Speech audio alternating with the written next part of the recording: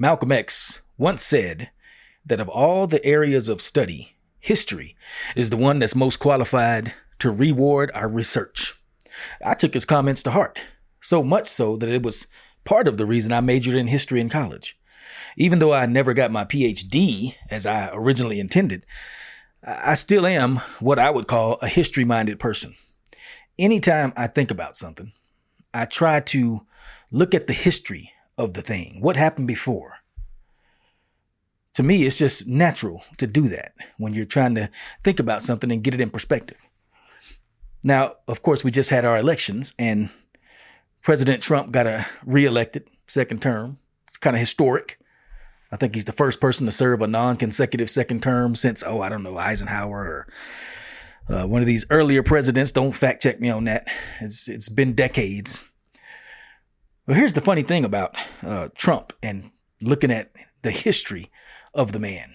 So it's a very interesting history, and it's very different than what we see today. Consider, for example, that President Trump has been in public life for decades. And prior to 2016, as far as I can tell, nobody ever said he was a racist, a misogynist, or anything else. In fact, back then, there seemed to be nothing but widespread admiration of Donald Trump. I remember it. I was there.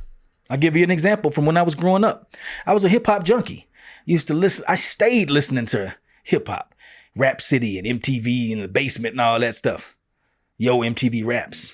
And I can tell you for a fact, back in the 80s and 90s, every other rap song had some kind of line in it about how that rapper was like Black Trump because he was so rich. Prime example, Bun B from UGK. He said, F Black Caesar, brothers call me Black Trump. Pistol grip pump on my lap at all time. Brothers mess with other brothers' stuff, but they don't mess with mine. Now, y'all know I had to clean that up a little bit, but the point still stands. That kind of admiration of Trump was rampant. It was everywhere. Every other hip hop song was saying something positive about Trump because he was rich and wealthy and people looked up to him. Even after he lost his fortune a couple times and gained it back, that just made him even more looked up to because he knew how to make that money. Funny thing is, I heard Bun B, the author of that verse that I just recited, not too long ago on satellite radio, the old school hip hop station. He got a show on there and he was talking about, they asked him about that verse and he said, I don't know, man. I didn't know at the time. I didn't know. I found that funny. 20 years, 30 years later, he's talking about, I didn't know. And I thought about it. I said, you know what? It's not that he didn't know. There was nothing to know. It's not that he didn't know. They hadn't sent out the memo yet. That's what I think. I'll give you another example.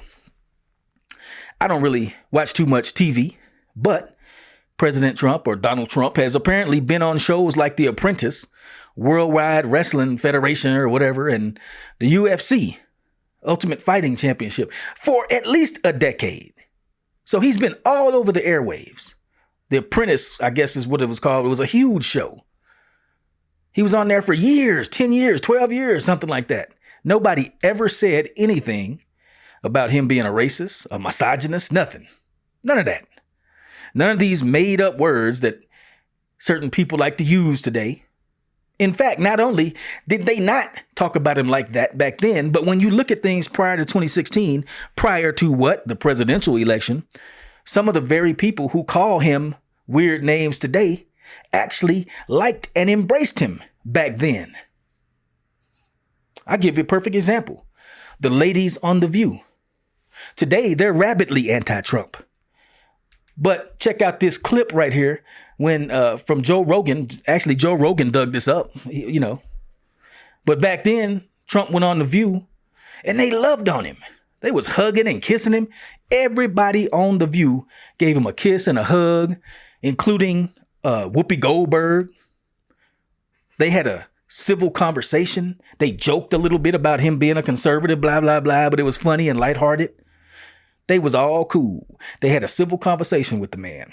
Hey, everybody used to like Trump. Like the show. You ever seen like videos of Trump on The View with Barbara Walters back when they liked him? You ever seen that? This is literally bonkers. A real estate mogul and a television star. But does he really want to add president of the United States to his resume? A lot of people would like him to. Please, let's find out, and please welcome my friend, Donald Trump. My friend. Watch this. Just watch this. This is nuts. We're in an alternative universe, okay? Because this is not that long ago. Go standing O. Bro, watch this. Just watch how this goes. Watch this. So she's a Republican. That's easy. Yep. But everybody else. Joy hugs. can't wait to get a hug in. Yeah, everyone's hugging. Look at this. Look at this. Kisses, hugs, kisses to Whoopi. Everybody hugs and kisses, even Joy Behar. Trump even hired Whoopi Goldberg to do a comedy act at one of his hotels back in that time frame. But now they're rabidly anti-Trump. So what happened? What happened? Did he do something that made them change their mind? Because I ain't never heard nothing like that. All I know is that in 2016, he became persona non grata. And so I say that the ladies on The View also got the memo. The memo from higher ups telling them who to like and who to dislike. Oprah Winfrey. Just saw her campaigning for Kamala Harris, right? Well, Oprah Winfrey also appeared back in the day before the memo went out. She profusely thanked Donald, as she says in this letter right here. Apparently, he said something good about her in one of his books, and she said, "Thank you. It's really kind. It's really good to know that people like you are noticing when you're working hard and having integrity." And then get this, she even said something like, "We make a good team. Perhaps we should go." Basically, she was saying we should be president and vice president together. We make a great team. So Oprah Winfrey was immensely grateful and talking about how good a team they would be, hinting at a president VP type of thing. What happened? Again, nothing that I can see, nothing that I can understand. I bet you're in the same shoes too. Nothing happened, except it seems like someone sent Oprah the memo. Y'all remember when George Carlin was talking about the power elite being a big club and you ain't in it? Well, I remember that little routine, and I suspect that's what we're talking about here. I think that's what's going on here. I think that has a role in what's happening. Several people, someone or several someones who actually are in that big club seems to be calling the shots or sending out the memo, if you see what I'm saying. You doubt it? You think that's far-fetched? Okay, well, you just saw the memo in action again recently with President Biden. It's been obvious for years, since before the 2020 election, that Biden was mentally incapacitated. I said so at the time, and I've said so many times since 2020. Other people have said it. But you notice it wasn't until a few months ago that the memo went out telling people it was okay to point out that Biden was having some mental difficulties or some cognitive difficulties. It was all of a sudden. Now, when the memo went out, the same people who the day before was saying how smart Biden was and how on the ball he was for a man his age and he's super sharp. Now, oh, sir, you're having difficulties. Can you drop out for the good of the country? Wait. You just said yesterday everything was cool.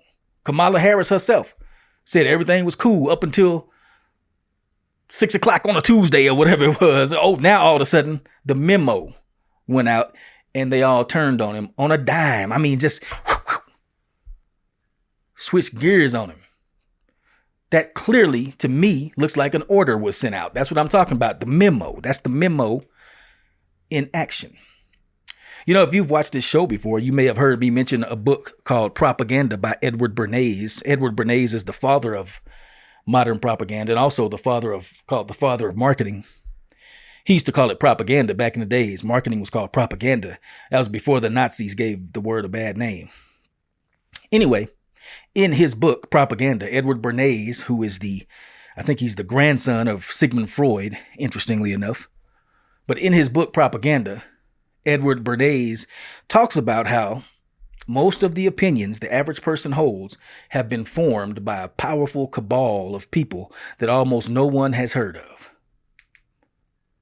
When I say the memo, this is what I'm referring to.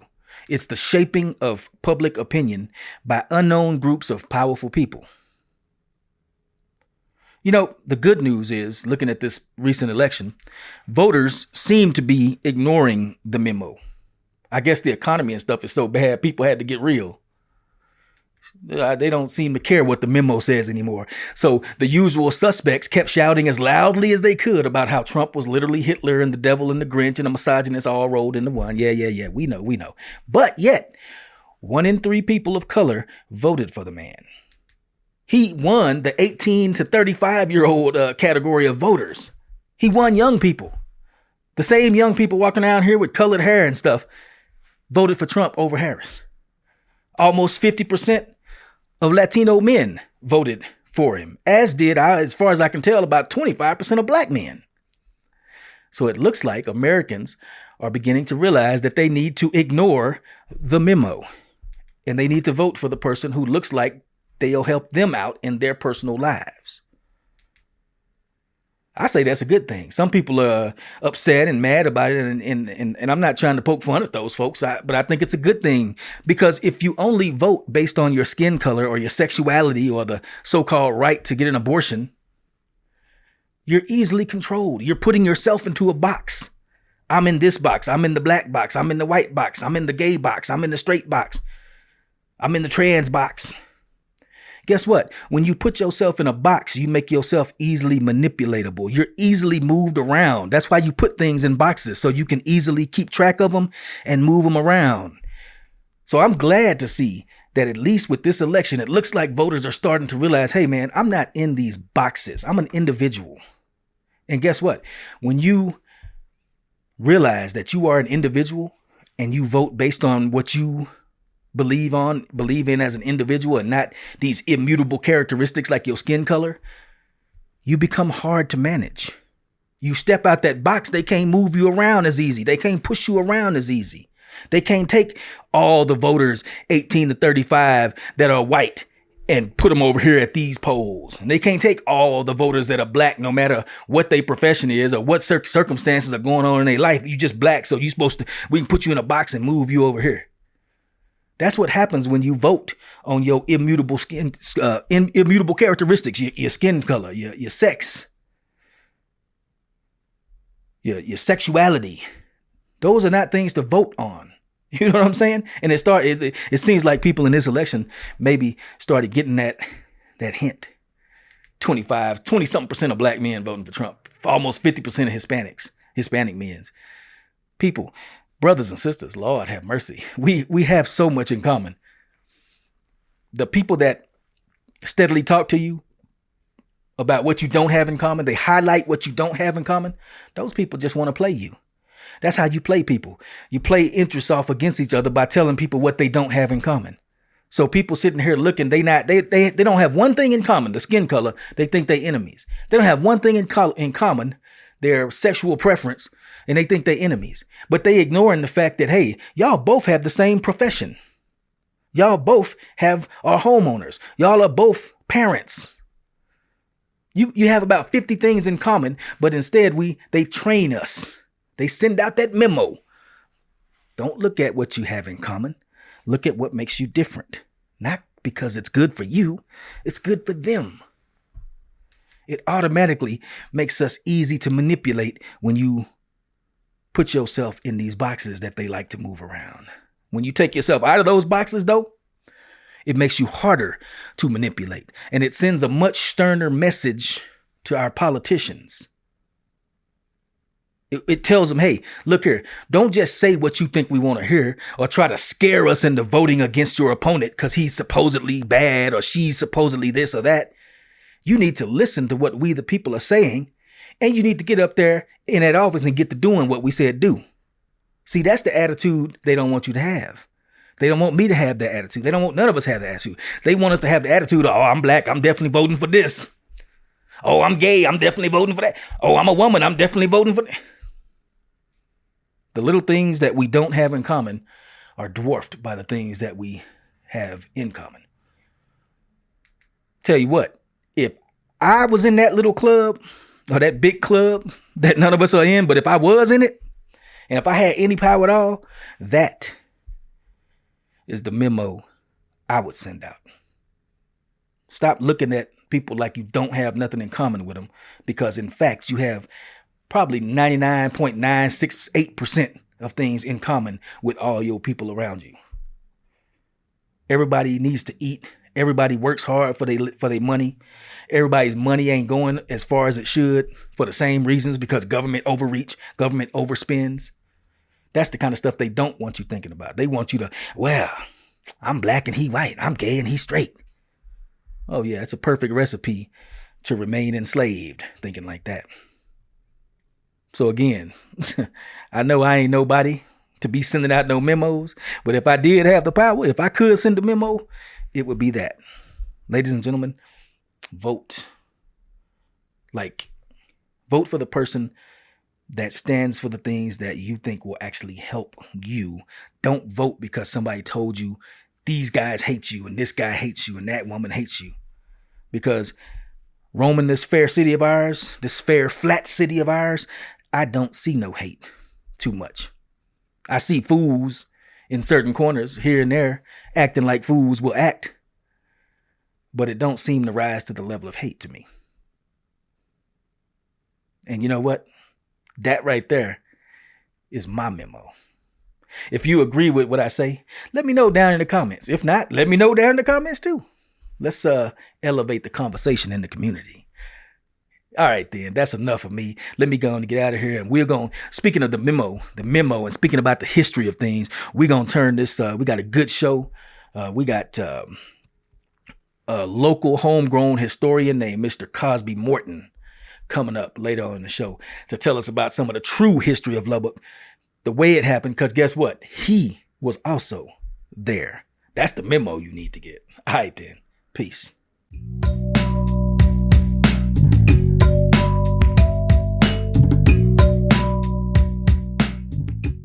Well, all right, LBK, you heard the music playing. Like Shannon used to say, let the music play. You won't get away. Yeah, y'all heard the music playing, so you know what that means. It is time to focus, LBK. Indeed. Welcome to the Focus LBK show. This is season 2, episode number 62. As I say, we got a special guest in studio today, Mr. Cosby Morton, talking about the early settlers, bootleggers, and the impact of urban renewal on East Lubbock. Very, very interesting conversation. We were talking about history in the monologue there, and Mr. Morton is a living font of local LBK history. So if you're interested in that type of thing, if you want to know about the amazing story of how some of the people, the early black settlers of East Lubbock came and how they did their thing, pay attention to this conversation. It's going to be dope. But before we get to that, y'all know what we got to do. We got to tell you what's going on.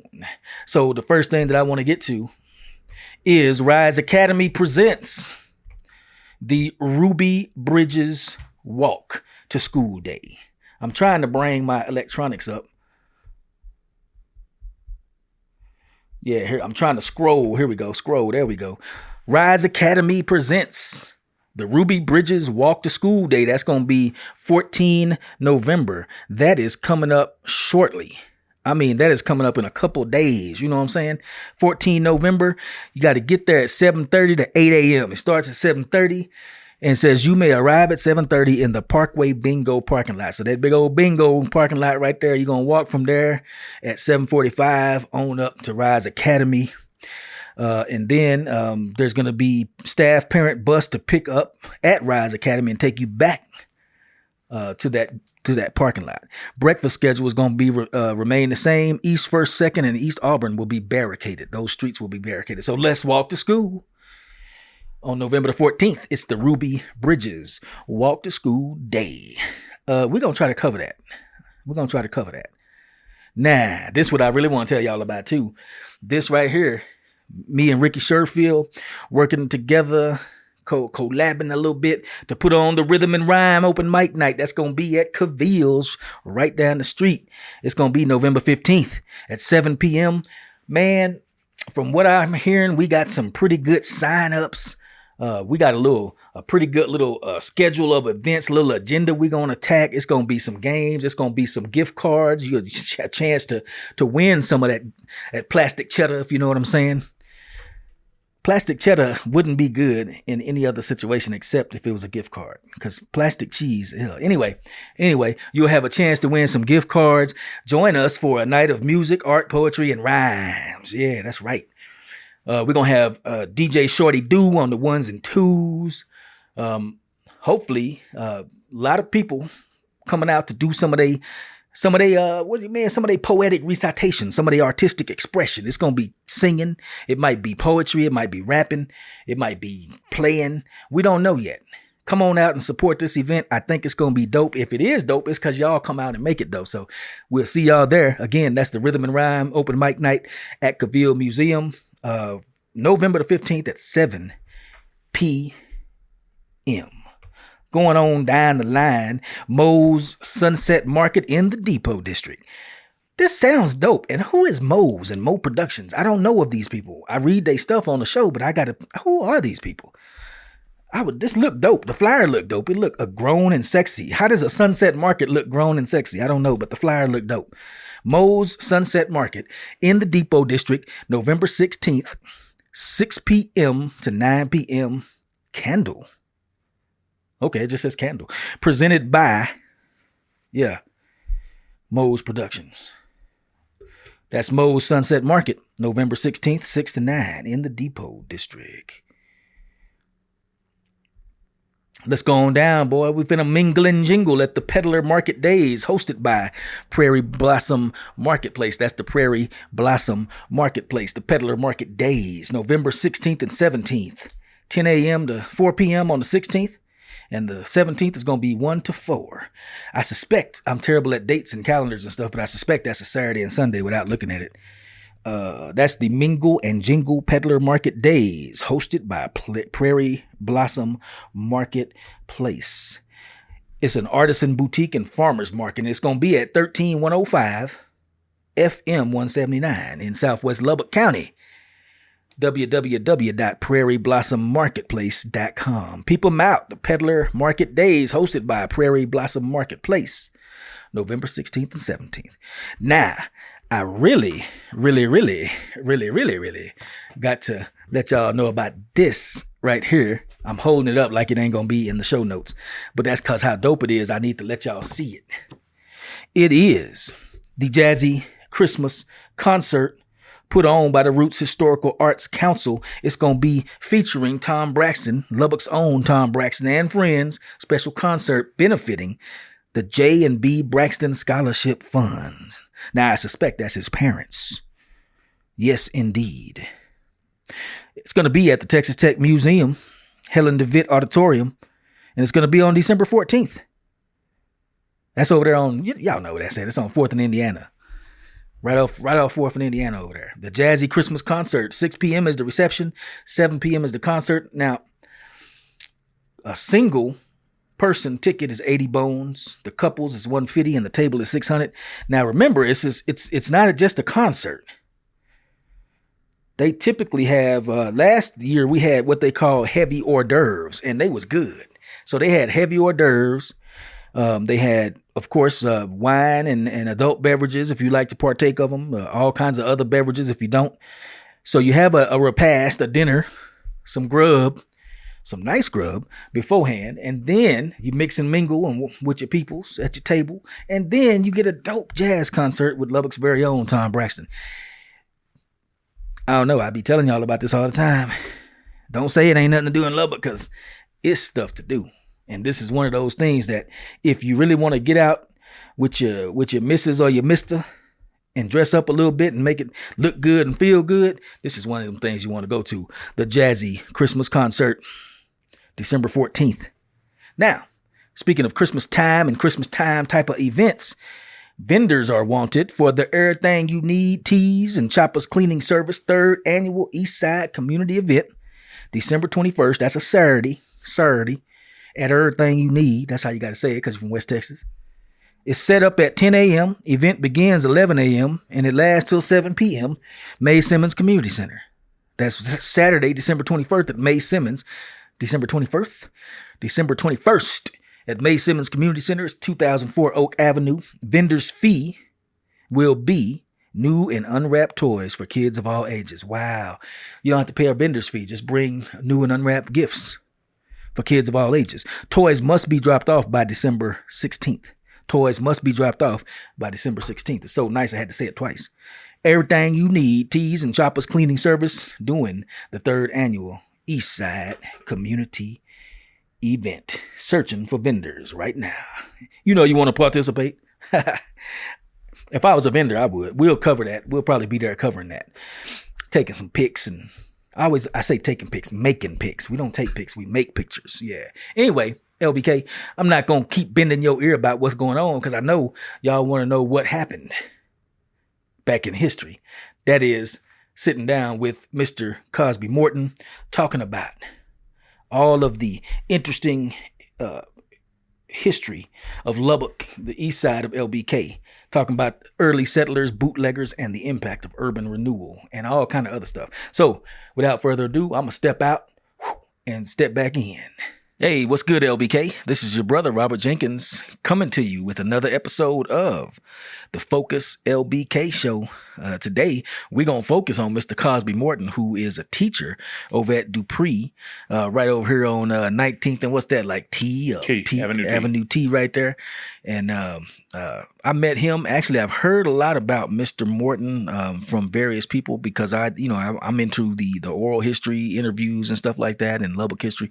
And everybody, Mrs. Green and everybody with Dr. Jennifer Spurrier, you need to get with Cosby Morton. Cosby Morton, hey boy, he knows all the Lubbock history. So to me, he's a local authority on Lubbock Black history from the early days. So it's a pleasure to talk to you, Mr. Morton. Welcome to the Focus LBK Show. Well, thank you, Mr. Jenkins, and thank you for the kind words. But I guess when you're my age, you just know you've seen a lot. Right. Well, that's the best kind of history. I would say you was there. Yeah. You ain't talking about no book stuff. You're talking about people you knew and all that kind of stuff. And what's amazing about that, some of the early settlers, I was here when they were old. I didn't know that they were early settlers till later on. I got to looking at stuff. But as a kid, they were still living, and they were here. Mm-hmm. And this whole area that you're in right now, the Chapman Hill area and the flats, I was here when it was a thriving area. And this area here is changed since 1959. Mm. One of the things that came in 1959 was urban renewal. Yeah. And that changed the whole concept of how Lubbock looked in East Lubbock when urban renewal came in. Mm-hmm. You must have read my mind because that's some of the research I was doing, and that's on my list of questions. I'm doing like these young folks. I got to open my phone up. Okay. I got it on my questions on this list right here. But that urban renewal is something I definitely want to touch on as we get into the conversation. But talk to me a little bit more about those early settlers. Like, give me some names, like the Isles. Did you know Oscar and Ella Isles? Yes, I did. Now, I did not know Ella. She died in 1952. Okay. I knew Oscar because he lived across the street from where my mother's beauty shop was. So I knew him. And you go back to the early settlers, and one name you got to come is Sedbury. Mm-hmm. Yep. Okay. You've heard Sedbury. And I think it was Will Sedbury. He was the father. Now, I did not know him, but I knew his sons, and they were quite old. Charles and Elmo and Toots, and he had like 4 sons and 2 daughters. Mm. And see, when I was young, they were like in their 60s at least, so I knew them. Wow. But the story that I understand by talking to Mr. Elmo is that they came here from Sweetwater, and it took them like a week to get here from Sweetwater when they came here. So they had to come here in the early 20s or early 30s. Wow. That's when they got here. And this area down here, which we call the Flats, the Flats is an area that's bordered by 19th Street on the south side, probably Avenue F on the west side, and 16th Street on the north, and then Avenue A. Mm. Well, that's where, for the blacks, or what we call colored or Negro, that's where they first started at. Mm-hmm. It's in that area. And Mr. Sedbury on the block down there on Avenue C and about Avenue B and 17th Street, he had a church. He was founded a church down there, right? Messiah Presbyterian. Okay, I don't know what it was named back then, but then he had a barbershop. His son had a barbershop. They had a beauty shop down there. And they also had a funeral home. Hmm. And the funeral home back then was also the ambulance service. All right. So I joke and say they had full service. You know, you could go to the, you know, the club or whatever. Yeah. But they had the whole thing. So in that one block. You go to Mrs. Sedbury's spot, you can get your hair cut, go to his club, get cut at the club, go to the to the hospital. You had the funeral home on the other side, you know. So everything was, and plus the church. So they could service you the whole, you know, the whole whatever shebang. That's amazing to hear you talk about that. As something of a history-minded person myself, or historical-minded person, I try to, you know, I'm very interested in those old days in Lubbock, and I want to read something to you and see what you think about it. There's a picture down there in Cavell's Pharmacy. Of the group of people. Well, this right here is it's a picture of a document. Okay, and on that document, here we go. I'm reading little stuff. Let me see if I can make this bigger. Oh, here we go. It says, in its heyday, the Flats area was home to scores of Black-owned businesses. Hotels, restaurants, grocery stores, and many other successful enterprises were commonplace. In fact, an October 1948 cover story in Ebony magazine touted Lubbock, Texas as a place where the blacks were striking it rich, quote unquote. However, Lubbock city fathers were not impressed. They felt the area did not present a favorable first impression to Lubbock's first-time visitors. So, in the name of progress, the rumbling moan of urban renewal's bulldozers came, and almost every structure throughout the Flats area was demolished. And the city's fathers' promises to rebuild and develop the area never materialized. Yeah, and let me address that article. Okay, in that article, you will see Dr. Lyons. Mm-hmm. He was a dentist. Yep. On Avenue A, right there across from where the museum is. He was located right there. Now, he's probably the first dentist to come here that was black. Mr. Pillow was the last. You know, Robert Pillow was the second one, who was a Tuskegee Airman. Oh wow. Robert Pillow was. Wow. Now, Mr. Lyons, and in that article, you also see Dr. Chapman, and I can't remember. Oh, Willie Luss. Yep. The boot people. Yep. They're in that article. I've seen the article also, but down in that area. Now, the people that came here, they lived down there. Now, when you look at it, and let's go back to, say, the 20s, all right, they started migrating to the east. Okay. And you can look at, when you go down to the library, there's what they call city directories. And in the city directory they use for real estate or whatever, you can see where they name the people. They also, where they had a phone or whatever. So they started over here on East Avenue A, which is Ash Street right here. And then the next one was East Avenue B. Now, somewhere along in the 40s or something, they changed the name to Ash, Birch, Cedar, whichever. Which is still ABC. Yes. Yeah. Now, one of the things I want to pull up here as we talk it out, I'll get it here. I want to show you. Now, you talk about them having businesses down there. Now, one of the main businesses that you did back then as a black person, a beautician or a barber. Yeah. So located in the Flats, right next to where the museum is now, there was Odessa Long's beauty, shop. I mean, she taught people, and she turned them out. And I think there's a picture on the other wall back over there. She turned out like 20 people at a time. Now, that was a profession. You know, you didn't have a lot of professions because, see, I grew up in which I didn't realize, the last part of Jim Crow, and I grew up in segregation, definitely. I didn't know it was Jim Crow. Right. But when I talked to my cousins that are my age up in Indiana, they had segregation, but they didn't have Jim Crow. Totally different thing. So you also had, and I'm going to pull up a picture here. I want to show you they had a hotel down there, Shields Hotel. Okay. You know, you go in there, you get a room or whichever. Now you had barbershops, you had restaurants, and there was one lady, Miss Johns is her name. The actual first school for Dunbar was located on 17th Street and Avenue C. Okay. And it was just a one-room place. Now, and I'll talk about that in a few minutes, but I want to get through with this. And there are all kind of businesses down there. I mean, there's this lady, Miss Johns, that I told you about. She had what you may call a bed and breakfast. You know, you could stay there. Yeah. But in that place, she would go over there to the north. You see there's some hog pens before you go into the underpass right there. Well, there used to be a slaughterhouse right there. She would get the scraps, like the pig ears and stuff. Yeah. And she would cook them and sell them to the people, you know, to the school, fry them, you know, I guess. Yeah. My mother ate all that. I don't eat that. You know, I'm not one of those people. My mother ate everything. My grandmother fixed some pig ears one time, and I have to say, they were not good. Yes. They was just what you think a pig ear would taste like. And so your grandmother's probably the same age. My mother was born in 1919. She was next to the baby. But, you know, I was around people born, my grandfather, 1886 and stuff. So, but they were down there, and then you had all type of barbershops. You had clubs. So back behind the oil mill, and because of the oil mill, the cotton deal right there. Yeah. A guy told me, Mr. Guyton told me years ago, he said that was the actual hobo camp, a hobo camp. Wow. Because, back then, and I talked to blacks back, they caught the freight trains. Yeah. But behind there was a hobo camp. So you can come over here, and let's say you work the whole week, chopping cotton or whatever you do. Go in there, you get a haircut, stay at the bed and breakfast, bath or whichever. You can do all of that down there, everything was down there. Yeah. But that whole hobo camp, people would come across into that area just from across the tracks back there into the area, and you had everything you needed down there. Huh. Yeah. That's amazing too, because when you look at it now, I mean, it's a wasteland. It's a barren wasteland. And one of the things that took it down was when they put the interstate there in the 90s. 92 and 93 is when they started building the interstate. They cut right through it. And if Dallas and all this have had the same deal when they built 75 Central Expressway, they cut through the black section, and Tulsa, they've done that. Yeah. But that kind of cut it off. But it's always kind of been isolated. Yeah. And if you go back and look at the early things, the city council had a ordinance, but it was never ratified. Right. Where the blacks lived in that particular area. Yeah. They didn't, but one of the guys named Coleman, he was a lawyer. Okay. Coleman had on 16th Street and Avenue C, I think, he had boxcars there. Okay. That blacks lived in. Oh, wow. Now, he told them when they were complaining about, we don't want the Negroes, we'll use the proper term, we want the Negroes out here with us because they smell that whichever.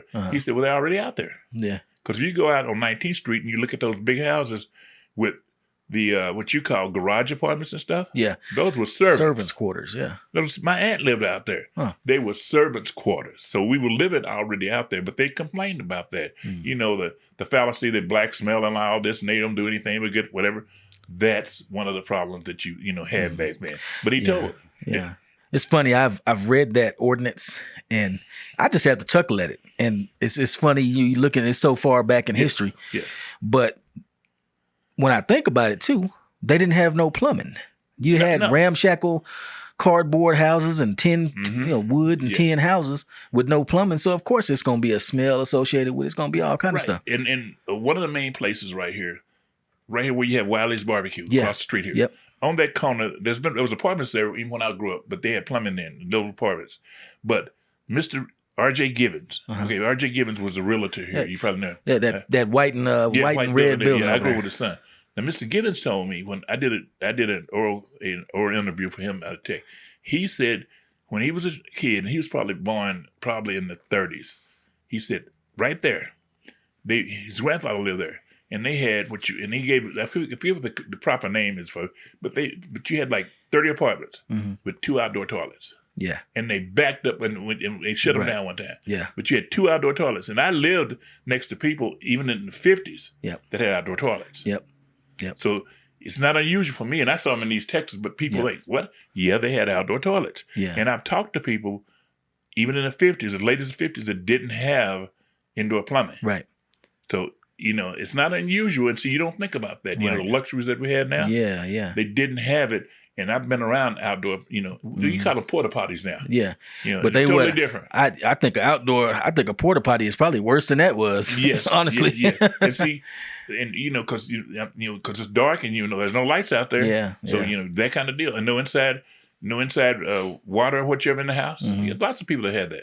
My dad grew up in Bryan, Texas, and he said when he was a little boy, they had an outhouse, and that was in the 50s. Yeah, that would have been 1950. I knew people that had them in the 50s here. You didn't back in this neighborhood over here that had an outhouse. Yeah, So that right there, anybody listening or watching, I just want y'all to think about that for a second. As recently as 1950, when my dad was a little boy, they did not have indoor plumbing in some places, in many places. I mean, that's mind blowing, is what it is. It's amazing when you think of it, because we're talking about the late 50s. I knew people that had it, a particular family that had an outhouse. So late 50s, they had an outhouse. Wow. That ordinance, like I say, when you read it, it's almost comical today. But even back in the days, I think, like you said, it wasn't ever enacted, but I think it was just it was de facto enacted. Yes, because right, because you understand, this is what it is. You stay here. Right. Then at some point, probably in the late 30s, they started moving across over here. Mm-hmm. Now, in talking to the old people that first were over here, when they were teenagers and stuff, they're long gone now. This was nothing but Maysville, it was like wheat. Yeah. It's over here. Now, one of the things that's interesting is that we tried to do the research on the oil mill down here. Plains, one time was the largest. Okay. Well, Plains plays a big part in this community in that you couldn't get under Jim Crow, you couldn't get jobs. So Plains oil mill hired a lot of Negroes, lots of them. On 19th Street, right there to the north. If you go to 19th, right up here between Avenue 8 and the bridge, the underpass, there were a lot of shanty houses right there.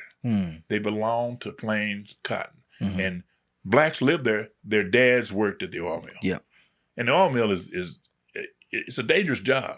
People lost their head, their arms and stuff, fingers and stuff, but they worked there. Now that oil mill, Plains Cotton, it's named something else, Pico now. Pico, yeah. They did a lot in this community because when I played Little League, they supported the Little League. They've been in this community since the 30s. Right. So they've done a lot. Yeah. But when you look at this and they started moving, now what I read in the article, in a guy named Robert Foster, okay, he has a thesis at Tech. Read that, and he goes back to the early days to the 1940s. But he talks about the early people like Quigley and stuff. Yeah. They had over here on the avenue, on what you call Birch now, he had a dugout. Okay, yeah. It was in the 20s. Yeah. He actually had a dugout. Now, explain that, we're going to have some people looking at this don't know what a dugout is. Explain what that is. Okay, it's a house that's pretty much insulated because it's half underground. You probably split level or whatever, but the house is half underground. So you'd call it like a cellar or something. Yeah. But he lived in it back then. Yep. And these names I give you, like the Quigleys and stuff, well, they're still around. Yeah. The descendants of him are still here. I know. One of my friends from childhood, he's related to the Quigleys. That Mr. Sedbury you was talking about, I don't know which one of his sons, but I used to get my hair cut over there where them bingo halls at on Parkway. Yeah. I think it was the one that used to be Brooks. Fiesta. Right, yeah. It was I think it was a bingo hall right there, right, but we used to go up in there and there was a hairdresser off in there and a barbershop. And that's where I used to get my hair cut. And that was Mr. Sedbury. Yeah, now it's Elmo. Okay. Elmo cut hair. Now, Charles was a cook at I guess it wouldn't be Methodist, it'd be plain, whatever the first hospital was. And if you look at Mr. Sedbury, or Mr. Elmo, he played on the first. Now, Mr. Charles Sedbury was the first coach of the Dunbar team back in the 30s. Okay. Now, it was a club team. Okay. We just got players to play, that kind of deal. But he was a coach of those guys. And his brother played on that deal. So we're talking about back in the 30s. Yeah. The 30s. Huh. Yeah. So the picture that you are painting and that's emerging as we talk here is that there was a vibrant little community. Yes. And I'm very curious about several aspects of it. Some people might not consider it to be kosher to talk about it, but bootlegging was a big part of Lubbock. Yeah, and I'm glad you mentioned that because the bootleggers had names. You knew who they were, you knew whichever, and they were upstanding people. But here's the thing that was explained to me. Mr. T.J. Patterson explained this to me. I did not know this. The bootleggers served a purpose in the neighborhood. Back then, let's say groceries, a $20 bag, and your wife probably knows this, a $20 got you a full 2 bags of groceries. So you don't have $20. The bootlegger footed you a loan, payday loan. Pay me $25, you get paid. Yeah. Now, you can't get it from the bank because they're not going to give a black person a loan that small. Right. And also you're black. But the bootleggers served that purpose in giving loans out. Here's $20. Pay me $25 when you get paid. Now, in other places, mafia, strong arm, but not even strong arm. It's just they served that purpose. And then bootleggers were everywhere. That's a name bootleggers. You had them, Right. And some of them were outstanding citizens, because you had the clubs, down in here. The speakeasies, the term is what you call. Yeah. So they served that purpose, and we know who they were. We know the families, Yeah. I wish. I kind of wish we still had bootleggers in a way. Yes, because even back, one of the things I laugh about is when they made Lubbock wet back in 2000 or whatever. I said, man, they didn't realize they put all these bootleggers out of business. Yeah. Yeah. Because, back before then, we would run into the, strip. It's 1 o'clock. I'll just walk over here and get me a beer. Yep. So they've been around. Now, they get bad names now because that's for the drugs. Drugs were not here. The bootleggers were here with alcohol. Right. So let's just get it straight. They wasn't pushing anything else but selling alcohol. Yeah. Yeah, that is a trip that well, you know, I guess in every community you have to adapt to the realities on the ground. Yes. You got people that got to fill them niches. Yeah. That's the beauty of capitalism right there. You're going to see a need in the people, and then you get in where you fit in. Yeah, and I'm glad you're talking about, self-sufficient deal because I cut yards years ago for a guy named Benny Whitfield, and several of us did. And he had big yards out on 19th Street and stuff. Yeah. So I got to looking at once again, I get to looking at the directory. So 1940s, he lived in the same place over here off of East 22nd and Elm. But I noticed that it said Benny Whitfield had a laundry. I got to thinking, there's a house there. They got clothes and washed them for people and, that kind of self-sufficient. Yep. And we had stores everywhere, little stores. Yep. Now, and everybody had some kind of niche. We had a contractor, Beauty Homes. We had carpenter, Mr. Lee. We had Mr. Taylor came here years later, electrician. We had people that could do skills. Yeah. Bricklay, Gibbs, right? His name is Gibbs, Howard Gibbs. Howard Gibbs had 13 kids. I grew up with some of them. He bricked the church at Lowndes Chapel. He bricked the one at St. John's on East 27th. I think he had a part in St. Luke. Huh. He bricked those churches, and they're still up. Huh. And we had roofer, Mr. Blocker. He roofed houses. Now, they learned these skills, from the white man. Like Mr. Lush learned the boot skill from the white man. Yeah, coming up from San Angelo. They were self-sufficient. And the little amount of money they did, they were able to buy stuff, houses and all this kind of property, all this. That's one of the things I constantly think about with a little bit of sadness. Because it seems like integration was really bad for Black people. Yes. And it seems like that combined with this urban development, especially in Lubbock, specifically talking about Lubbock, it seemed like that just laid waste to what I talked to Mr. LaCarl Richardson the other day, and he was talking about, he called it the village. Yeah. You familiar with that? Yes. And see, I grew up with the Carl. Yeah. So our dads were in the military. So, he's right because you didn't have phones enough, but they took care of the deal. And the school was a neighborhood school. And the people you knew, you went up through the school system. So you knew them from the first grade. And you're right, it was a village. Now, integration. Okay, we needed integration. But when we got integration, things changed. We got codes. That put the little stores out of business. Right. Because you get city codes. Yeah. All right. We were self-sufficient, but then for some reason, and I hate to say, we just didn't become self-sufficient anymore. Now, you may have had 10 kids, but you took care of those kids. You were able to provide for them. Kids worked chopping cotton during the summer. They did Dunbar used to, in the 40s, they used to let the school out to chop, because, it's season to chop cotton and stuff. Yeah. That coincided with the daggum, cotton season the school did. So we did all kind of stuff, on our own, that kind of, because we had to survive. Barbecue. Yeah. Gamble's Barbecue. You probably heard of that. Priestley had a barbecue place. Neil. Okay, Mr. Neil had one down here. It was called Neil's Drive-In. It was a drive-in down next to Bethel. Funny thing about these places, they even adhere to the rules. Now, some of them, Neil's, if you went in there, he had a white section. He had a black section. In a black barbecue shop. Yeah. So see, even that, even adhere to the man's rules. Wow. So it's kind of a weird deal. King across the street there, Mr. King was, I think, his uncle, but he had to deal. There was a hotel, several hotels over here. All right. Park Hotel was located where Mrs. Holmes lived at now on East 22nd and Elm Avenue. Now, Park Hotel is actually in the Green Book. That's just give me a date. It was a hotel. I mean, it's not Holiday Inn, right? But it's a hotel where you can stay at. Yeah. Okay. And we had Shields Hotel. So, but it's actually in the Green Book. And you're familiar with the Green Book? What is the Green Book? Okay, the Green Book. There was a movie about it. There was a book issue. Oh, the Safe Travel Book. Safe Travel Book. Yeah. Yeah. So it's actually in there. Huh. The Park Hotel's in there. Wow. Yeah. So there's a lot of things that we saw, and several. You had three different funeral homes. Now the funeral homes were also the ambulance service. Even the white ones were.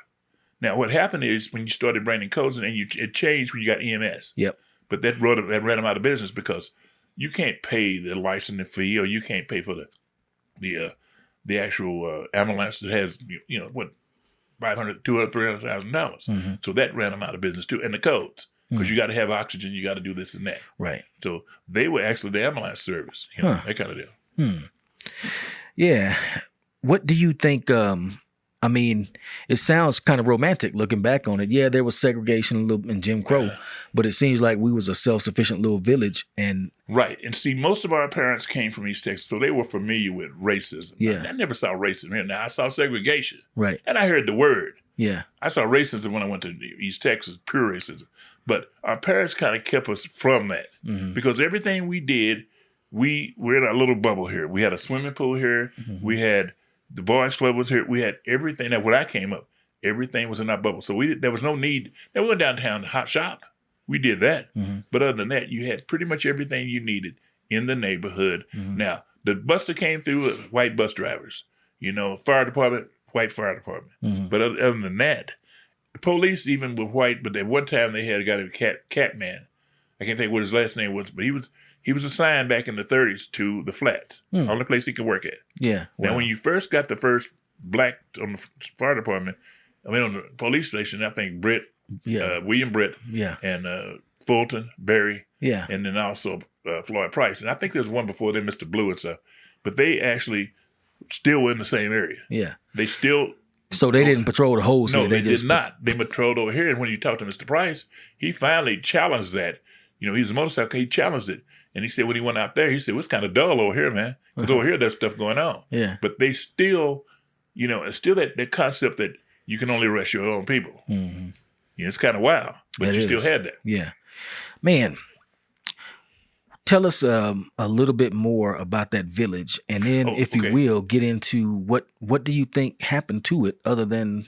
Why did it dissolve other than just segregation? Was there any other forces? Okay. Well, let's go back and let's pick it up from urban renewal. All right, you had the village over here, and I'll give you the geographical location. Between the south tracks down here and the tracks to the east, there was Railroad Avenue, it's now Southeast Drive now, and 19th Street. We're talking about this specific area. When urban renewal hit, there's a lot of, you had shacks on place, but we didn't know they were shacks. Right. 3 houses on a lot. Urban renewal hit with the concept nationally that we're going to take the inner city and we're going to redo it. Now, they thought that by giving the people money for that, they'd come back and build over here. Well, now, when it hits in 1959, it starts changing. They start tearing down stuff. The colored people or the Negroes start moving. That created Yellow House Canyon. Also, Thunderbird, east of Guava, they start moving into those areas. Still not into the Parkway area. That's the white area, okay? But they started there. They didn't come back. Now, over here, you actually had people with goats, chickens. Yeah. There's no codes. So they had that over here, And that's because right down here, this whole, right on Avenue A here, there's a section down there, a guy named Mr. Columbus. He had goats, that kind of deal. So see. I was talking to Miss Christine Howard, and she told me over there at not May Simmons, but Canyon Lake, Dunbar Lake. Said back in those days, it wasn't a lake; it was just a big field. And it was squash pasture. Dude had his horses on it. To the east, it was squash pasture. It was actually farming. You can get pictures if you go online. You can see a picture where they could. So when we went to the boys' club, we'd go down there and mess with the cows. Yeah, I'm talking about the east of Martin Luther King, which is Squirt Avenue. And it was a field. Now, something else about that I didn't know, that road that goes down, behind with drugs at PIA there, that was a dump ground. Yeah. So if you go there, you get to see the glass and stuff. Dump ground. Now, they burnt stuff up in the air back then because there's no regulation. Right. Then the dump ground moved to behind the graveyard back there, where those big windmills are. Yep. Now, one of the guys that was back there is a guy named David Crockett, and I grew up with his son. David Crockett told me, Mr. Crockett, he told me that he had his hogs back there. The reclamation plants are back there. Well, not the reclamation, the sewage. Yeah. The smell over there. Yeah. But see, now they treat it, but back then we grew up, the smell was there because it's still back there where raw sewage goes. Yeah. It was just in pits back there. So he said he had his hogs back there. So what happened is they came in and they eminent domained him. Take your property paper. He said, they didn't give me what I thought it was worth. So he moved out to what's called the hog pen. Yep. Out there by the airport. Yep. And there's a road out there called, by him, named him, David Crockett. There's a street out there named David Crockett Road. So he took his Crockett. And it was not unusual for people to have hogs. My granddad had hogs. Mr. Brown had hogs. Mr. Bailey had hogs. Yep. Lots of people had hogs out here. My family had hogs out there too. Edward Watkins, my uncle, and Aunt Rosie. They lived out there. That church off Municipal Drive. That church back then. That's their church. Yeah, okay. And they live right next to that. See, Mr. Crockett was the one that founded that. Oh. He was the first one to move out there. Then people started moving around the Laos and everything. They started moving out there by it. And see, one of the things I didn't realize, today, I work with a white guy that had hogs, but they still hogs. Yeah. I did not know. The little ones, they're still. I didn't know that. See, I never thought about that. My grandfather, he had them, they were out in the country. In Paris, they were way out in the country. But you saw a lot of people that had hogs. They had jobs, but they had the hogs. I personally wouldn't mind having some chickens myself. Well, I raised chickens, because it's pets. Yeah. But my grandfather and my aunt and them down there had them for eggs and stuff. That's what I want, yeah. I mean, my mother could kill anything and eat it. I'm just not, because, what happened? We used to play with that. Where's the chicken at? He's gone. This ain't no KFC. Well, as a kid, you play with the chicken. They chase you and go. Yeah. But I haven't seen that chicken. Yeah. Oh, well. This is not churches, is it? Yeah. So, but it's the urban renewal started, so it starts to change. So you got the school here. So when they moved from the flats, they moved down over here in 1937. They built the building, the one that sits back over here. LI's, that's the second Dunbar. So they moved and they keep that building down there. So the kids that are, now remember, Dunbar at this time is 1 through 12. 1 through 12. So they keep the building down in the flats. So the kids that are probably first grade through fifth or something like that, they still continue to go back across that road back into the flats to go to that one-room school. Okay. Now, in 1952, they built the lower section of LI's, or the building over here. That is named LI's. It's named in honor of the first teacher, Ella Carruthers. Yep. Okay. So she passes that same year. But then when they do that, they split that into an elementary school and a high school. Okay. May Simmons, who was a teacher, she becomes the principal of that part. Now, what they do with the building down there, this is 1952, they take that building up and lift it. It looks like a barrack. It's one room. They lift it over and take it over across the tracks over here and put it where Irvin is. It is named Seaver Heights Elementary. Okay. She has the task, or she runs both schools. Say that name again. Seaver Heights. Sieber. Seaver Heights. Okay. Yeah, the area is named Seaver Heights over there. Okay. I don't know why, but that's what it was named. It was Seaver Heights. The area that you call Manhattan. Yeah. Was Seaver Heights. Okay. Okay. So that school, that building exists there till they built Wheatley in 1955. Okay. Now, the male teacher in that building was a guy named Grover Carvin. Grover Carvin became the first principal at Wheatley. Because you have to have a male teacher if you had male kids. Right. For some crazy reason back then, that's the rule that it was. But, still, they had that one building over there, and you had people that, so as it changes, people start moving out.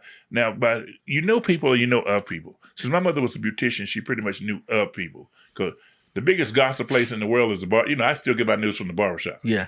Like, I read the paper. Man, so-and-so did, wait a minute. Let me find out the real story. So I go to the barbershop on Saturday morning. Oh. Yeah. So he got caught coming out the window? Yeah. Oh, man. So see, that's what, that the barbershop I still get my news from. Yeah. You see, my mother was a beautician. Biggest gossip place in the world. I'm sorry, excuse me. Yeah. But let's talk about it. Yeah. Because I was a kid, around that, and when there was, as a little kid, I was in the beauty shop. So as they got some serious gossip, and I go play, which means go get lost. Yeah. So see, biggest place, that you get to meet. So my mother knew, and then go back to the beauticians. Within 2 streets back over here, my mother's on Cedar. And Birch is right here. You had 5 beauticians, and they all had business. Wow. But you're talking about $5 a head. You'll bump your bangs and stuff. Yeah. None of that $150 was back then, because they didn't even have wigs and stuff back then. Right. Now, occasionally the men would come in and get the conch, the process. Yeah. Your James Brown. Yeah. So she would do that. But other than that, you had total business, because she did heads, on Saturday morning. People from surrounding towns, they didn't have black barbers, that's a viable business. So they had their own they were running their own businesses, beauty shops And also barbershops, they ran their own businesses. That's something that, like I said, I look back on this time period that you call the village, and really in general in America, it seemed like more black people were more self-sufficient. And that's why I say I feel a little sad about it today, because I look around in this same area, for example, and there's some black businesses, but it don't sound like it was major like back in those days. And see, I was around with integration at the school. So one of the things about black people, they knew of you or they knew which. I knew of people. I didn't know, because I lived by the park. Yeah. And everybody came to the park. So I couldn't go. Black parents seem to have more restrictions. Now you can go to the street here, you can go over there, but you can't go on the next street. Yeah. They control that, And even back in the late 50s and 60s, if me and you go to the movies, then you got to come back together. We don't play this. Right. Where's he at? Yeah. Well, what you left where? See, that's protection. Yeah. Even then you had that kind of deal, and you didn't have the crazy stuff that's going on now. You had not like to this level. Right. But they still protected their family. My aunt had 14 kids. She didn't let one kid flow through the system. Right. All these kids are mine. My parents, we would stay with you. We had you. Yeah. It's like we own you. Yeah. That kind of deal. Yeah. And the disciplined area, so everybody knew you. So if you did something, before I even got home, we had a phone, one phone. So they call. And I get to the beauty shop, I had to check in the beauty shop. She said, well, what happened to school today? Nothing. You sure? And I'm like, okay. So then I start throwing myself on the mercy of the court. Yeah. Because I know somebody saw me. I already told her. Who saw? We were over there, so what happened? And then the rule was you come straight home. That don't mean next street or whatever. See, so they had rules. Yep.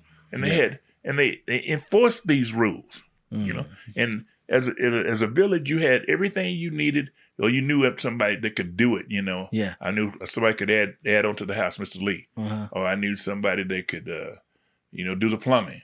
You had somebody that could do that because they'd learned the skill, and they could actually do it. That deal. Yeah. What do you think? Looking back at those days, are there any lessons or things that we could learn and take from those days that you think we should bring up and bring forward that would help us as a community? Well, we're more of a family back then because, see, you eat with the family, so you didn't have all the distractions of social media and stuff. And the discipline was totally different. Yeah. Because, see, I was pretty much raised by my mother because my dad was still in the military. Oh, he came home. If he's stationed in Baltimore or overseas, he wasn't home. Right. But my mother had her bluff in, and I read a lot of strong black women, lots of them all over the place. We don't play that. This is the rules, and there's no whatever. Now we had kids that were delinquents, but you still, the key word is somebody's acting up, whatever. I'm gonna tell your mother, hey, man, hold on, hold just a minute. Yeah. See, that was that standard phrase to put people in fear. I'm gonna call your mother, not your dad. I'm gonna call your mother. Whoa, hold on. Just a minute. Can we talk this out? Yeah. Because, see, the mothers did not play back then. And, I was raised by, strong. And she lived on a farm. They lived on dirt floor and stuff like that. Right. And she didn't, hey, these are the rules. And then, because there's not a lot of, see, even today, I don't eat a lot of, I don't go to restaurants. Because we didn't go to them back then because you couldn't go to them. I mean, the first one was Piccadilly downtown. Okay. There was a first restaurant that I knew. And you had problems there that they started letting blacks in. But we could, just the same thing with the Walgreens and stuff here. You couldn't go to them. So I'm not used to eating out at places. Now, we had black restaurants over here. Yeah. But we ate, my mother could cook everything. And she could fix it. I mean, at home, we ate lamb occasionally. Wow. We had liver, Yeah. So everybody was so you did not depend on anybody. Even when you get to the situation like, let's talk about welfare. Welfare is an embarrassing deal.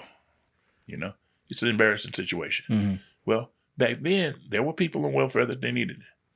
So I would ask my cousin, I said, well, you on welfare? And they'd hold it, yeah, but I'm getting off. And they get off. See, it's only a temporary situation. It's not where we stay on it all the time now. Yeah.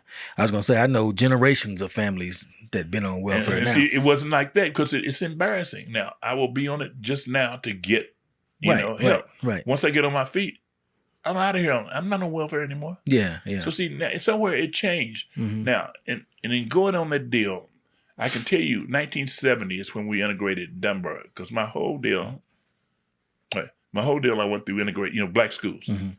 And the teachers came from HBCUs, all the teachers. Yep. So in 70, we integrate. That's when they changed the districting lines, and that coincides with the federal case against the school system. Yeah. But when we integrated, a lot of the black teachers, they moved out that had been there forever, because in order to get up, they had to move into other schools. And they needed to do it because that opened doors for them as principals and other. So we're testing the situation. It's a test deal.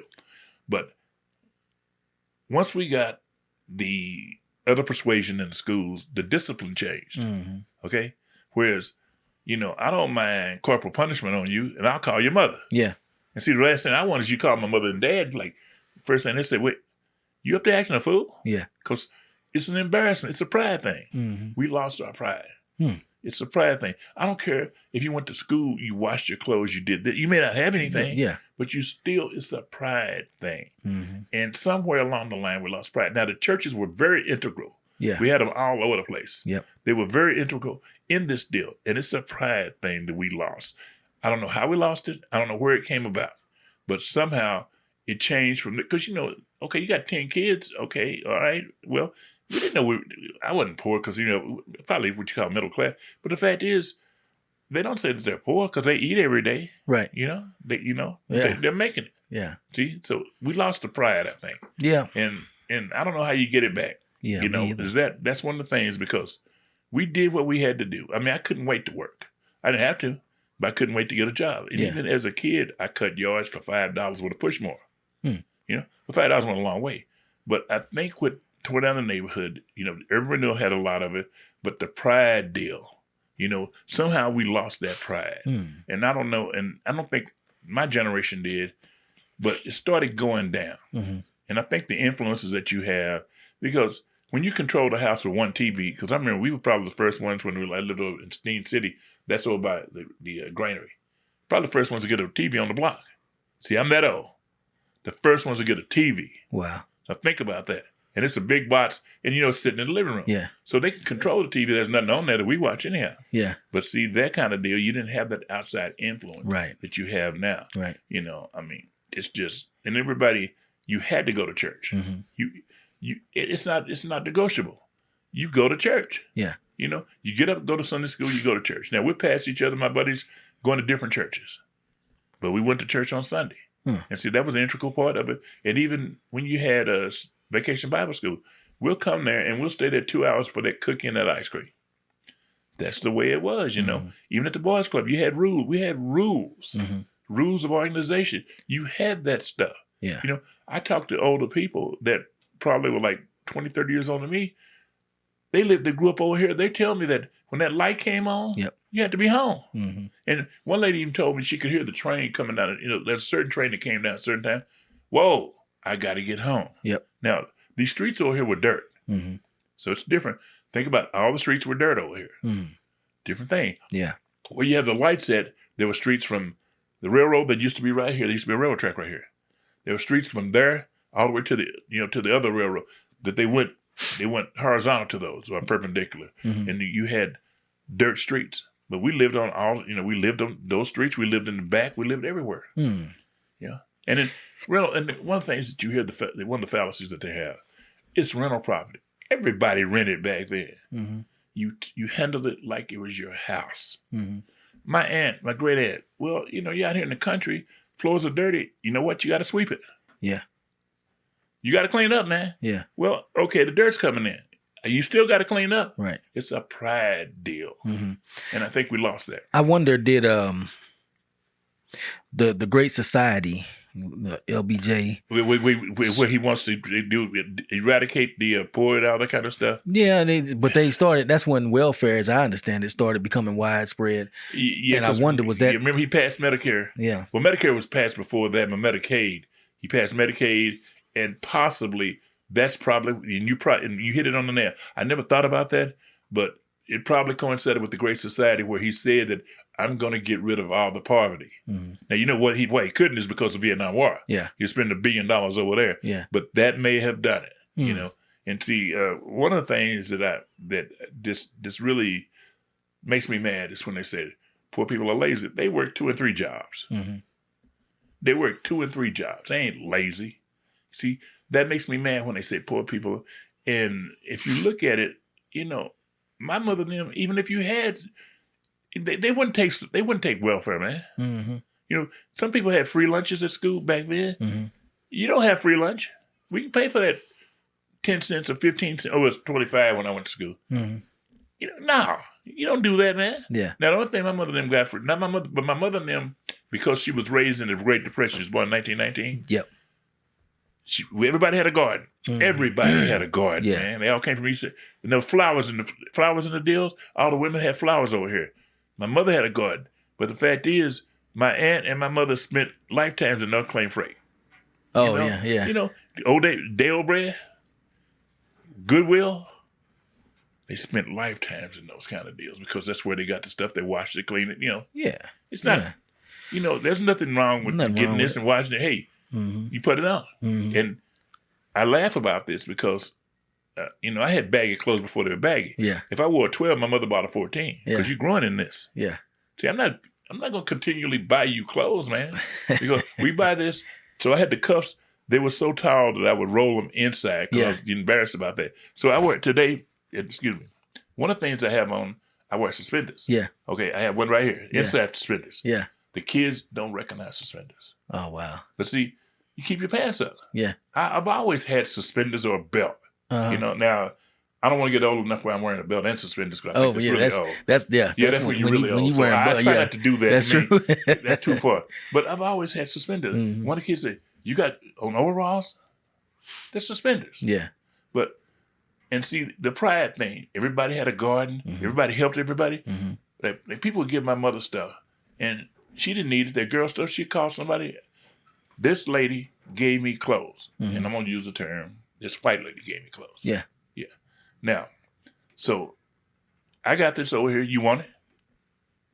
You helped out people. Mm-hmm. So, you know, that's the thing. Yeah. Growing up with my grandma down in Bryan, there was still a lot of that going on. And when my dad grew up over here, somewhere off Railroad Avenue, he was saying they was in Queen City. Queen City. Yeah. Yeah. And I want to close out with that. Yeah. What is the difference between Queen City, Steen City, and all that stuff? But he was saying they were so poor, but yet talking about pride. Yeah.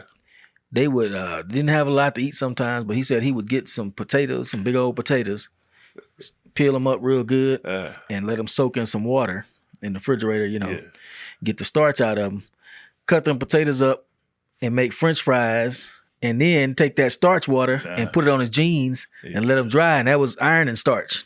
Well, I didn't see innovated. Yeah. Well, see, my mother bought a 20-pound bag of potatoes every time she went to the store because we had fried potatoes. You know, we didn't have baked if they was fried. Yeah. Fried, scalloped, you know, because that keeps you full, man. Yeah. Potatoes, and then they'd go around here, her lady next door, Miss Sanders, they would find these, you know, on Saturdays or something. You can go out here and pick a bushel of corn. Mm-hmm. Just pick it. Yeah. They go do that. Yep. We shell beans. They pick beans. Mm-hmm. See, all the stuff they did, you know, back then, because you have to survive. So they learned to adapt and do all that stuff, you know, and start. You know, you talk about that. One of the things that I miss is, and I haven't seen it, I saw them on eBay, we had these stretchers, you know, metal deals you stick in your pants. So my mother would stick them in there and she started to pinch, and man, you can stand them up. Yeah. You know, I mean, just, you could really, you know, because I'm still looking for some of those. Mm-hmm. But we actually had a black cleaner down here in the flats. Oh, wow. Yeah. And see, to hustle, I was a kid. So bottles, you got refunds on. Mm-hmm. We get bottles and go sell them. 2 cents a bottle. All right. This guy would have us pick up these metal coat hangers. He'd probably give us 10 cents for 30 or 40, but we could go get them out of the trash and stuff, man. Yeah. So we survived, but getting, you know, 25, 30 cents, $1. Yeah. Man, well, you had high cotton. Yeah. Let me ask you this, since you're saying that. I've been looking at, as like I said, a historical minded person. I look at a lot of the old newspapers, old Southwest Digest, Manhattan and West Texas Manhattan Times. Yeah. And they have ads in there themselves from the local stores. And man, some of that stuff just blows your mind. I've seen stuff like you go get 6 hot dogs or 6 chili dogs for $1. Yes. Or I was around doing that because the place over here on the next to the auction place on on the East 34, Yeah. called Sugar Shack. Uh-huh. And they, even when I was a kid, they sold 5 hamburgers for $1. Wow. 5 hamburgers. Now, the problem with it is, my mother would only take me there once every 2 or 3 months, and then she would whine about that. I can make the same hamburger. Yeah. But it's different, Mom. Yeah, it is. It's different. Yeah. And you're right. You're right. 5 hamburgers, okay, one of the things, all these stores, they send me to get some bologna. Get cut of bologna that big and fry it. Mm-hmm. And then you talk about making it like Mr. Crockett had hogs. Mm-hmm. So he would get from Morton Potato Chip over here next to Frito-Lay, he would get these old stale chips. Yep. And they were so greasy you can grease your axle with them. But man, we ate those chips because, hey, they're good. Yeah. They're free. Yeah. He would get them because he's going to feed them to his hogs. Yep.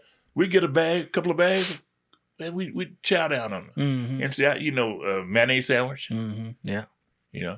Mayonnaise sandwiches and stuff. Yeah. I know the young man has probably said, what? but see, if you're hungry, Yeah. you eat stuff. Yep. And mayonnaise sandwich tastes good, man. Mm-hmm. It do. Yeah. It does. And sugar and butter sandwich. We used to have sugar and butter sandwich. Yes, man. Yeah. Syrup. Yeah. Syrup sandwich. Yeah, Yep. syrup sandwich. Yep. But see, we learned to adapt, and we didn't long for food, man, because Right. there's always something to eat. Yeah. And I got into the same deal. My parents bought a freezer, so they always had extra food. Yeah. So even now, I get on my wife. We run out of peas. Yeah. What? How we run out of peas? Why run out of peas? Yeah. Why you buy 1 can? And Yeah. why do you go to the store every week? Buy 3 cans. Buy 4 cans. Yeah. See, because we always had extra stuff because just in case. And my mother, come off the farm, she could can your preserves and stuff. Yep. She could also sew. She could shoot a gun. She taught me to change a tire because she did that when she was a kid. Mm-hmm. That's one of the things I think is missing in this modern generation. And I've tried to keep a lot of that alive with my kids and my family. And they'll tell you, I make them, everybody know how to change a tire. Everybody know how to shoot. Everybody know how to cook. And we keep extra food and extra supplies because I got that from my grandma. Yeah. Actually. And so when I moved out, okay, that's when ground meat was cheap. Yeah. Well, I lived off the ground meat, man. Okay, I give me a can of Campbell's mushroom soup, put that on top of there. Oh, yeah. With barbecue sauce, you can do wonders with ground meat, man. I mean, these kids, they don't know how to eat. Right. My daughter, when she moved out, when she went to North Texas for grade school, I go to her apartment and I look in the fridge. She's literally eating potato chips. She couldn't even afford bologna. I'm thinking, oh, it's changed now, huh? Yeah. Things are different. Yeah. Plus, we also didn't have air conditioning. We had that swamp cooler. Yeah. And it'd be 100 degrees outside. My folks go out there and put water on it. Now, you think they cared that it was 100 degrees outside? No. I had to go out there and hold that hose on the water. See, that kind of deal. Uh-huh. And then, like discipline. Like, once again, on discipline. Mm-hmm. If my mother said do something, she got to repeat it. There's no negotiation. And you better not frown. Yeah. That's talking back. Yeah. All that kind of stuff. Yeah. Like, what? Faces and stuff is still talking back. Well, she asked me something one time, and I said, well, yes, ma'am. Boy, you better get that bass out of your voice. Yeah. So see, that's the control, man. I grew up with that. Yep. So it's hard to me to look for kids. Now, I told my daughter one time, we were in a discussion when she was 16, and she was mad. She said, I wish I was raised by grandma and granddad. And I said, no, you don't. I said, you would have said last one night, first time you roll your eyes, you've been hit in the mouth by that lady down there. Yeah. And that's your grandmother, Yeah. but she would have hit you in your mouth because that's just the way I grew up. And I know you can't do that, but you have to say no to foolishness. Right, you do. Then see, you don't do the discipline, but you got to say no. My folks, they told me something, and we got to tell you, we told you when you were 5, we got to tell you again when you're 10. We got to repeat ourselves. Yeah. See, that's the kind of thing I grew up in. And see, if they tell you to do something, I had chores. I know I had chores. I'd be sitting around, I hear the car, oh, God. Yeah. And I go in to get that trash out, man. Yeah. And I joke about this. I don't think my mother knew where the alley was while me and my dad was there. Right. Because she cooked. I don't take trash out to the alley, man. Right. It ain't my job. That's so I can tell I'm old school. It's certain things like my wife don't do certain things. I don't. Right. That's not your job. Right. See, my mother didn't take no trash out. Nah. She didn't do the yard. She did the yard when my dad was in the military. Yeah. But after I got old enough to do the yard, Yeah. and I remember a guy coming by one day say, "Well, I'll do your." He said, "Hey, I got right there." Yeah. He said he does my yard. Yeah. cheap labor. My oldest daughter just moved out, and I say my oldest daughter. My daughter just moved out, and first time our dishwasher is broke. It's been broke since we bought this house, and I say, oh well, I guess we got to get a dishwasher now. We got a labor shortage. We only got one dishwasher. Yeah, you see, that's how it was when I grew up. I washed all the dishes, did all the yard, took all the trash out. I saw sibling fights. Who's got to wash the dishes tonight? Yeah. Because the parents ain't gonna watch. I saw guys and sisters dog fight. It ain't my time to wash. Somebody got to wash the dishes tonight because mom and dad ain't washing the dishes, and they better be done when we get up in the morning. Yep. And I saw siblings, man, get in just physical fights about, I ain't washing the dishes. It's your time to wash the dishes. Yeah. See, that's the way it was back then. Yeah. And then if you had a lot of people in your family, the older kids were responsible enough to take care of the other kids. Because, one of my friends, Dwight Gibson is his name. First guy from Dunbar to graduate in 71 with me, went to MIT, got his PhD in physics and in nuclear astrophysics. Wow. From Dunbar. Wow. Now, Dwight never had perfect attendance because he was the oldest kid, 8 kids. Kid sick, you got to stay at home with him. Yeah. But that's discipline and that's responsibility that was deemed on the black community. You grew up with that. You know what to do. Yeah. See, and it's just the way it was. You knew what to do. Like when our parents go, don't open this door for nobody. Yep. You better not be outside because Miss Rita next door call on you. That's the way it was. See, because they don't play that stuff, man. It's different now. It's funny to hear you say that though, because like I said, my household, I guess I got an old soul because we run it kind of like that, don't we? I'm talking to my wife over there. Yeah. We run it pretty much like that. One of the things too that's funny, like I'd go in there and say, well, can I go to what's name? My dad, you ask your mother? Why you asking me? Yeah. Now, my dad was easier than my mom. But why would I go to him on anything? Because he got to deal with my mother. Now, she'd agree with him. As soon as I got out of the house, she's going to jump him. You let him go? So why get him in trouble? Yeah. I mean, I know who the easiest person is, but she told me, I'm not going to ask you because you don't have, even though he's in the Army, 22 years, you ain't got no pool around here, man. Yeah. We know who runs this house here. Yeah. So, you're in the same boat I am. And see, I don't want him to get in trouble, man. Right.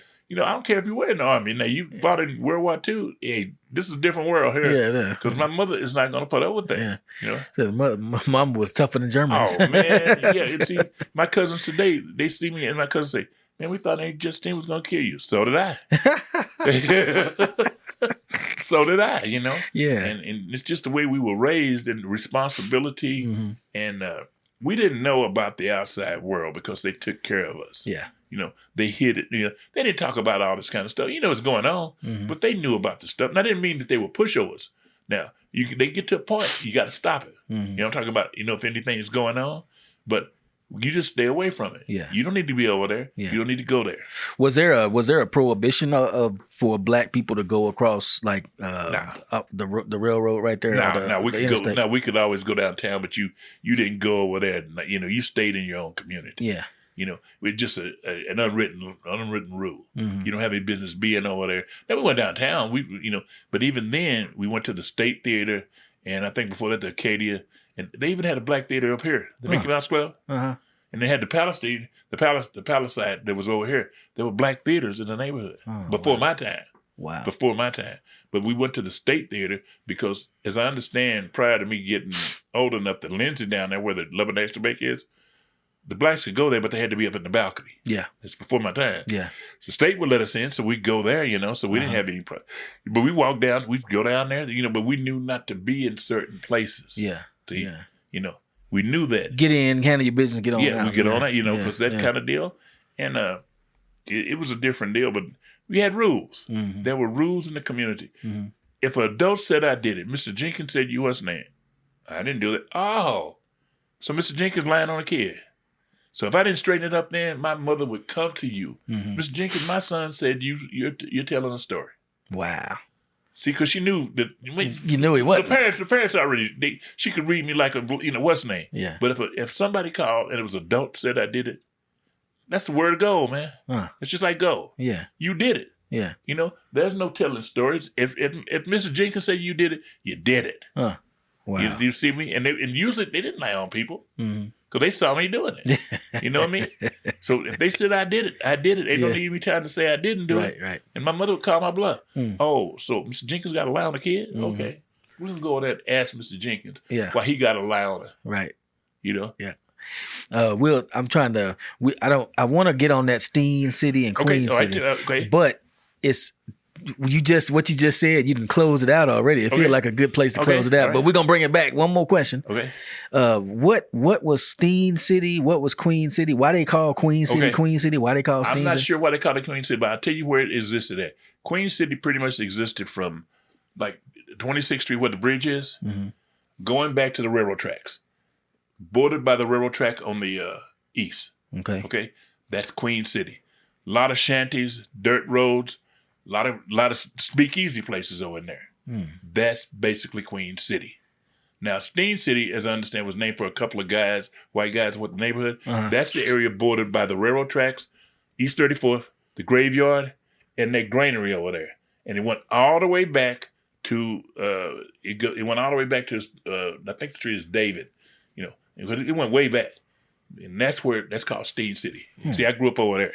I been both places. That's Steen City. So see, and then something else, we had a lot of stores. We had like 3 or 4 stores in this neighborhood. You know, neighborhood stores. Yeah. On the corner down here was Dillard's store on Avenue A right there, Dillard's, and then you had like Dillard's.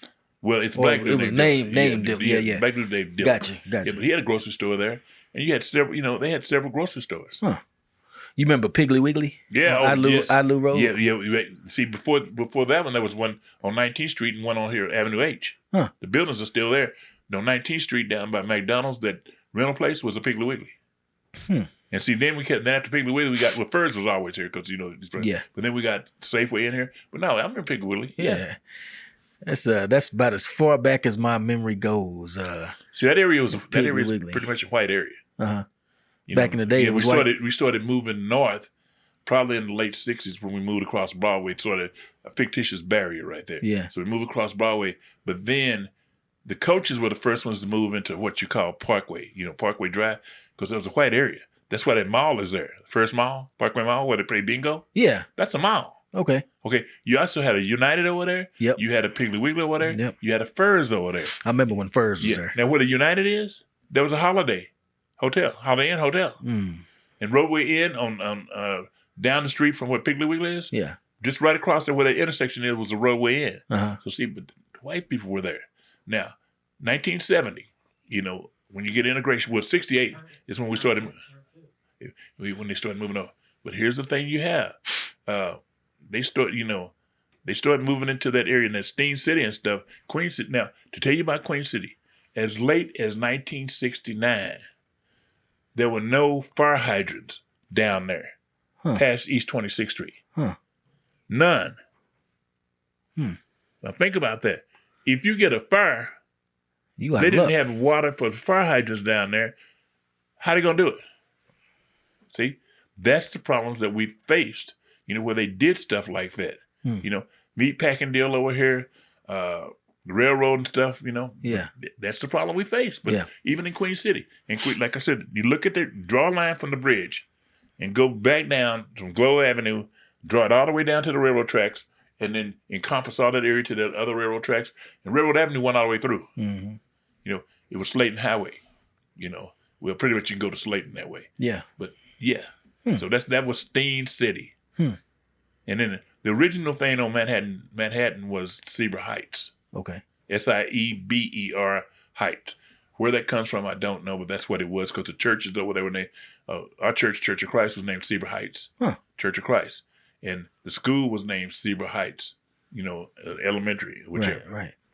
Very interesting. I feel like we could probably talk for quite a bit more. Just anything you would just. Yeah, I love talking about the history, man, because I'm that old. Yeah. Well, I appreciate you spending some time with us today, Mr. Morton. Ladies and gentlemen, Mr. Cosby Morton, a font of knowledge and historical facts about East Lubbock, Queen City, Steen City, all that stuff, the flats. I used to hear my dad talk about all that stuff, and it was just mysterious to me. Like, what are you, Queen City? What?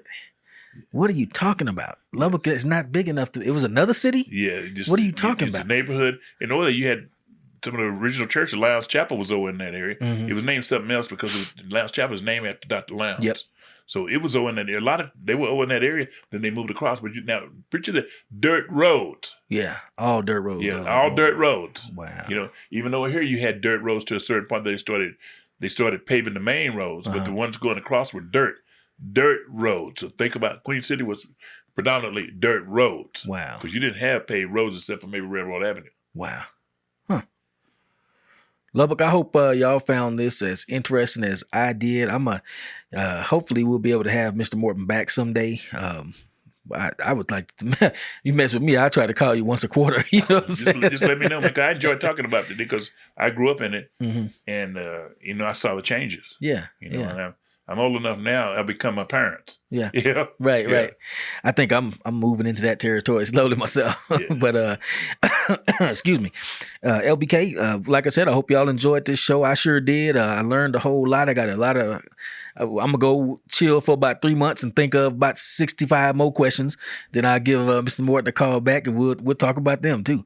So hopefully y'all stay tuned in. Once again, thank you, sir, for coming on out and talking to us. Well, thank you so much, sir. Oh yeah, appreciate you inviting me out. My pleasure. Right. And Lubbock, y'all know how we do it. We're gonna bid y'all 2 digits and say peace.